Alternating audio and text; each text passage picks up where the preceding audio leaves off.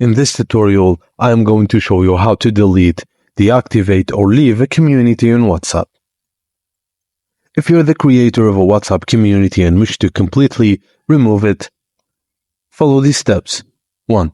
Open WhatsApp and navigate to Communities tab. Tap on the name of the community you want to delete, and then tap the three dots icon and then select Community Info. Scroll down and tap to Deactivate Community. Then confirm by tapping in the Deactivate button on the confirmation screen.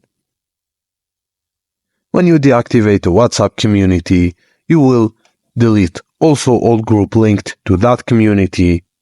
Announcement: community information will be deleted and deactivated communities cannot be reactivated. And to leave a community as a member, 1. Open WhatsApp and navigate to the Communities tab, and tap on the community you want to leave. Next, tap on the three dots icon and select Community Info.